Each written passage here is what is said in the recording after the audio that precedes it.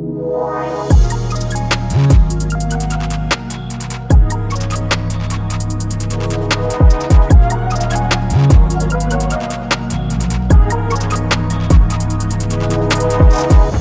and welcome to Unmuted, a podcast about finding your voice so that you can change your world. I'm your host, Courtland Warren. Have you ever found yourself in a place where two competing things needed your attention? Like in order to do one thing, something else was going to have to go without being done. As it turns out, one of the keys to highly successful living, it separates winners from losers, achievers from non-achievers. It's the thing that highly successful people seem to be able to do that others do not. And it comes down to prioritizing your life. If you're going to win and truly unmute yourself, it will be necessary for you to begin to prioritize those things that matter to you most. Along the way, when I use the term, muted, and the silencing of dreams, the silencing of aspirations, those books that go unwritten, the songs that don't get sung, the businesses that don't get started because someone along the way determined that they weren't good enough or it wasn't quite their turn yet. Right? Ultimately, what happens when we silence ourselves, when we mute ourselves, it is because we make someone else's desire, someone else's goal or dream even, more important than our own. We start to acquiesce. We start to do those things that will gain us approval, acceptance of other people. And in so doing, we silence ourselves. And so in order for you to live the life that you're capable of, to live the life you're deserving of, for you to have the life that is worthy of you, unmuting yourself is going to require that you be willing to reprioritize. And ultimately, it's about prioritizing the things which matter to you most. It's a word that's used quite a bit, right? It's not a new word when we say priority. But I did go look it up just for the heck of it. And it's a very simple definition. To deem or to make more important than something else. That's what it means to prioritize. To make more important than something else. So when we talk about prioritizing your life, prioritizing your dreams, are you actually doing that? Are you actually making your dreams more important? Are you making what you want more important? Perhaps not. When you really begin to look at it, when you really get honest with yourself and how you're playing the game of life, you may find that you've actually made someone else's goals or dreams more important than your own. So a framework then to do this, a framework for prioritizing one's life, we can look at it quite simply. We can look at it quite simply this way. You say, well, first, okay, if you're going to prioritize your life, what you've got to do is first identify what you value the most. It's the first step in setting priorities, is identifying your values. What is most important to you in your life? Is it your family? Is it your career? Is it your health? Or is it something else? Understanding what you value will help you determine what is truly important. Dr. John DeMartini at drdemartini.com has a free tool that you can use to determine what your hierarchy of values is. And it may not be what you've said or what you tell other people. One of the ways that you can know what your values are is based on like how you spend your time, what occupies your space, where you put your money. See, it is inaccurate to say that something is important to you that you never make time for. For you to say that, well, my family is the most important thing to me, or my children are the most important thing in the world to me, yet you never have time for them, that's a discrepancy. So when you begin to lay out your values, be willing to be honest, be willing to, and I highly encourage you to go to drdemartini.com and fill out his hierarchy of value system and be honest in doing so. Because the first step in prioritizing your life is knowing what matters to you most and not being dissuaded by what someone else has said ought to matter. So you got to first determine what you value most. Secondly, once you've done that, then you're going to move from what you have identified as your value to now setting goals related to those values. Okay? You want to set goals that align with what you value most. If you find yourself, if you've set goals that you find it difficult to ever be energized to go to build or create, if you notice that it's always a struggle, if you need a pep talk, you need a motivational seminar almost just to go take basic action around the goal, that could be a sign, right, and likely is a sign that is not of highest value to you. So you want goals then that are, of course, specific and measurable, relevant, and they have a time limit to them, yes. But it's so important that you most importantly set a goal that is in alignment with what you value the most. And understand that until you have this in place, then lower priority things will always be capturing and getting your attention. Now, so once you've identified what your values are, you set goals that align with those values, then it's important to acknowledge or evaluate your current situation. So you take a look at your current situation and evaluate how it aligns with your values and goals. Okay, so you got your values, you got your values established, and you've now set goals related to those values.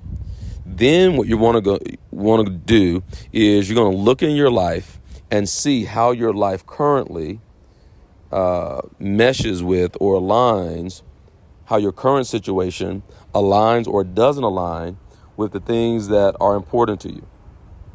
Are you spending your time and energy on things that are truly important? Or do lower priority things, lower like distractions, are those things getting your time or attention? It may be time for you to make some changes, but it's not just arbitrarily I'm going to make changes. It's not just, okay, I got a wild hair and I'm just going to do things different, because you can go do things different. But if it doesn't align with what you truly want, then you'll find yourself back in the same place.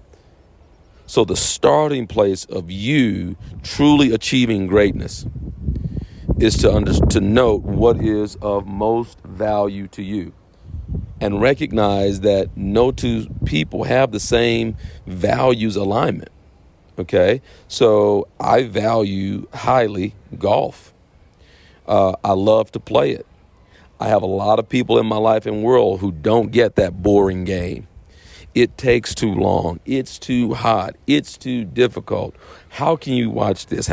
And so for a long time, particularly in relationships, I would find myself defending what I truly enjoyed. What I truly enjoyed, I found myself defending. And then as it relates to business and building business and entrepreneurship, I found myself defending why I wanted to go out and create something that was, as I say, with my name on it, with my name on the building. Why not just stay where you are? Why not just remain comfortable? You got a good gig. You got people that know you. You got this, you got that. Well, it doesn't align with what I want most. And so what you don't want to do is find yourself in a situation where you're continually defending what matters to you. Okay, does that make sense? Okay, so you're going to first identify what your highest values are. You're going to then set goals that are related to those values. From there, you're going to determine what your current situation is and if whether or not it aligns.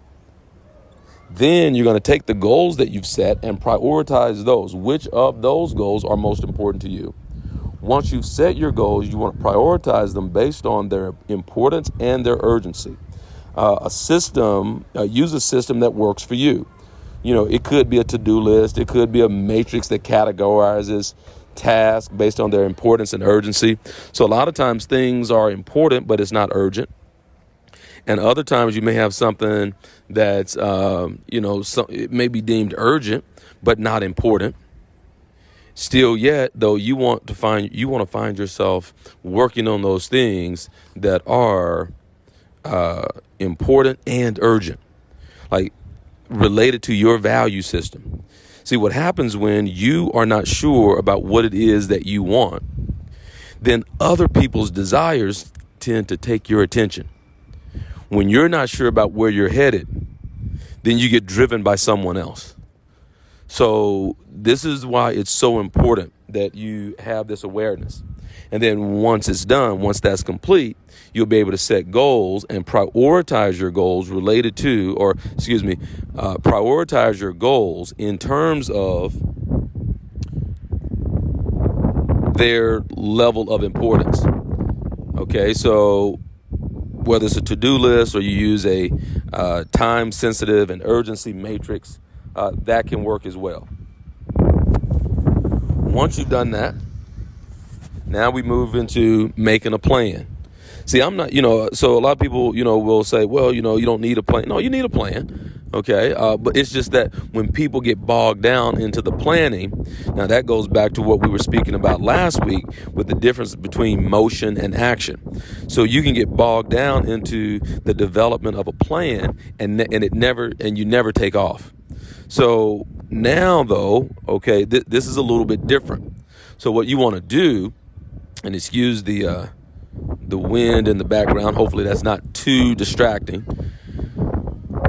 But what you want to do, and that's because I'm outside. I'm not in the studio today, but the podcast gets complete whether I'm traveling or not. All right, so back to it. Okay, so now you want to develop a plan. Okay, why? Because that streamlines your action. It streamlines your energy.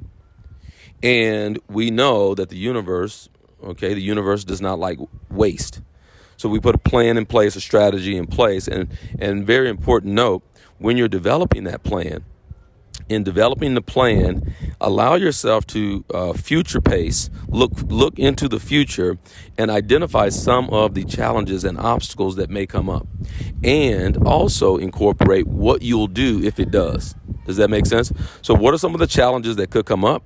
And how will you handle them if it does? This will actually increase your confidence.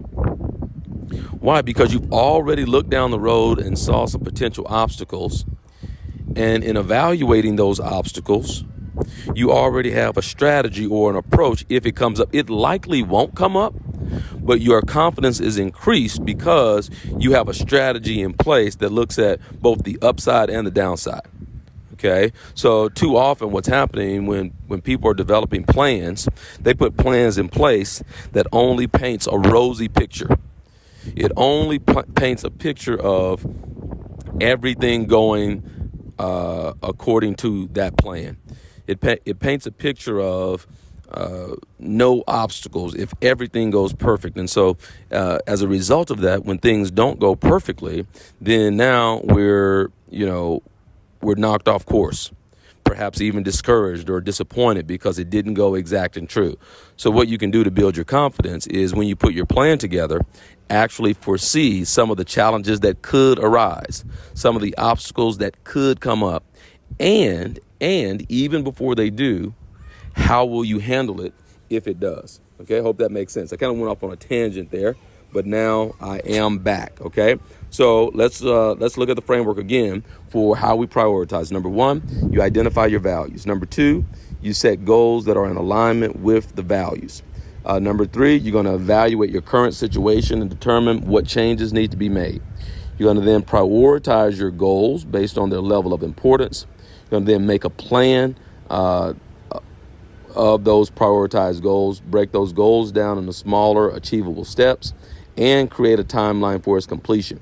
And hold yourself accountable for your progress and, adjust the plan as needed. And then now as you're into action, you're going to review and adjust. Okay, that's step 6, review and adjust.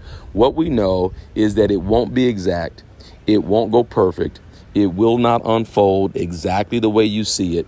It will be necessary to make adjustments. That's okay, because you're ready for that. If you'll follow that, okay, if you'll follow those steps, then you can set priorities that align with your values and goals, and as a result, achieve greater success and fulfillment. It's a way to unmute yourself. Now, that said, what you're going to have to be willing to give up, and this is what the high achievers have found a way to do, is they're able to make their dreams priority over all else. Okay, even in the face of ridicule, even in the face of criticism, like when people don't get it. Okay, but if you don't have high priorities for yourself, then what happens is you get distracted by lower priority things. Right? If you're not going to use your time wisely, then someone else will use it, I often say. So we got to be able to eliminate the distractions. So a simple framework for doing that is to first identify the distractions. Okay, the first step in eliminating the distraction, and in truth, the first step in transformation is awareness. Okay, so in eliminating distractions, you got to first identify what those distractions are. Take some time to reflect on what distracts you the most. Is it social media? Is it email? Is it phone calls? Is it someone else? Is it something else? But you got to identify what are the things that you're giving time, energy, and attention to. Add in money. Okay, time, energy, attention, and money to that actually isn't getting you what you want. You got to first identify it. And then number two, you got to set boundaries around it. So once you've identified the distractions, you got to set boundaries that limit their impact on your life. Sometimes what's necessary is a clean cutoff. Sometimes what's necessary is, blocking a phone number. Sometimes what's necessary is a declaration or an announcement that you'll no longer be doing those things. For example, you could turn off notifications on your phone or limit your social media use to certain times a day.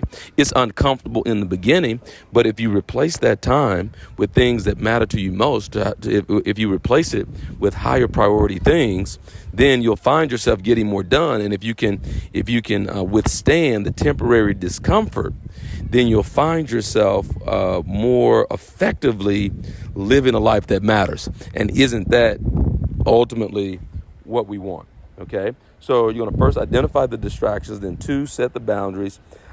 Three, and this is a big one. Okay, this is a big one. Number three, you got to learn to say no. Like saying no to commitments that do not align with your priorities is an important part of eliminating distractions. Be honest with yourself about what is truly important to you, and learn to say no to anything that does not serve those goals. Right? It is a full statement, a full sentence, the word no. And if you're going to unmute your own life, then saying no will definitely need to be a part of it. If you're locked in, laser focused on creating a life that matters, then you saying no will be a part of the test. Then number four, you want to create distraction-free environments. So create an environment that is conducive to productivity and free from distractions.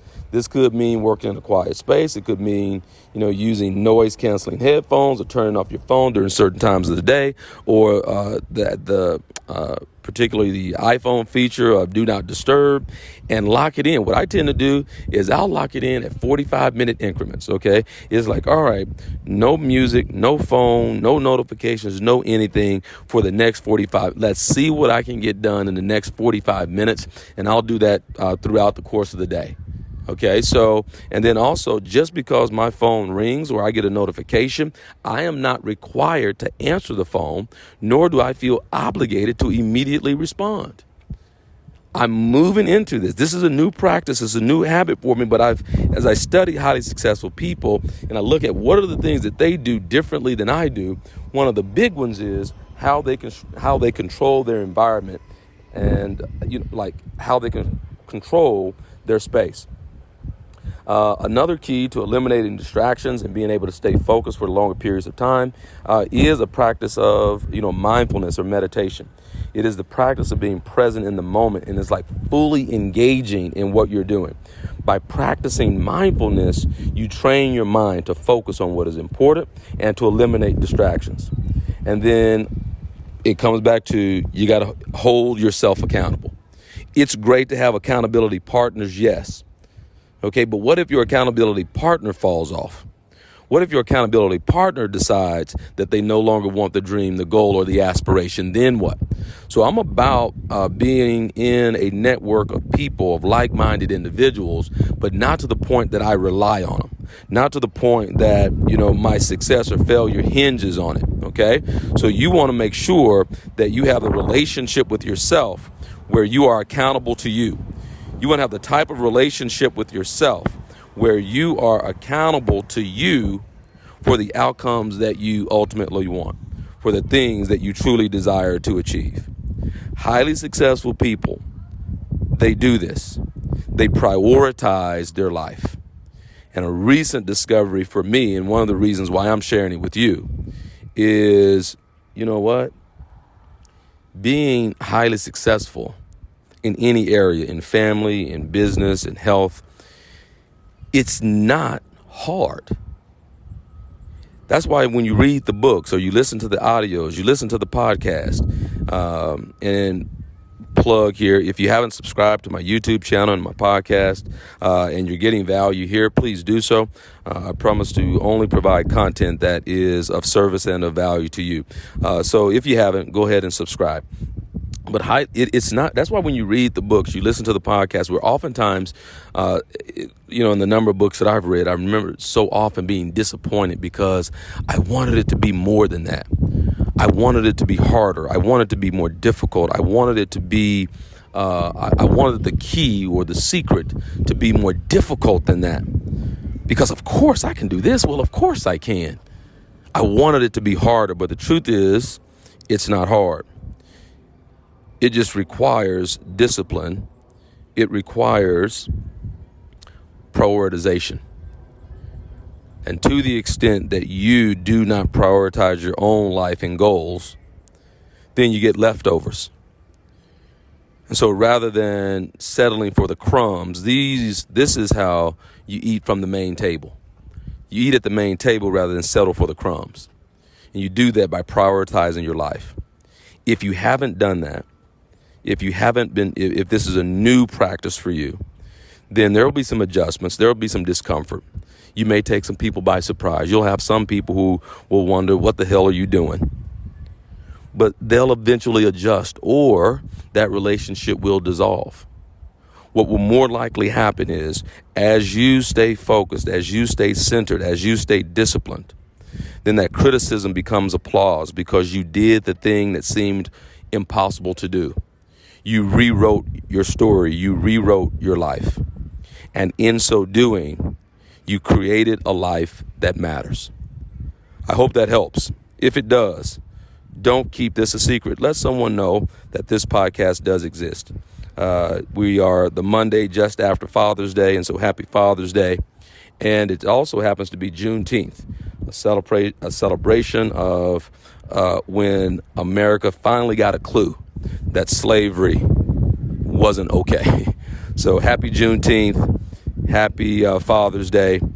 Don't keep the podcast a secret again. And if I can help, be that in your personal coaching or your Move the Room is a on purpose and directed program for people to find their voice. It's more than just a public speaking class. Go to courtlandwarren.com to check that out. If I can help in any way, reach out. And until next time, you remember this. You're not alone. You never have been. And your voice deserves to be heard. Let's go.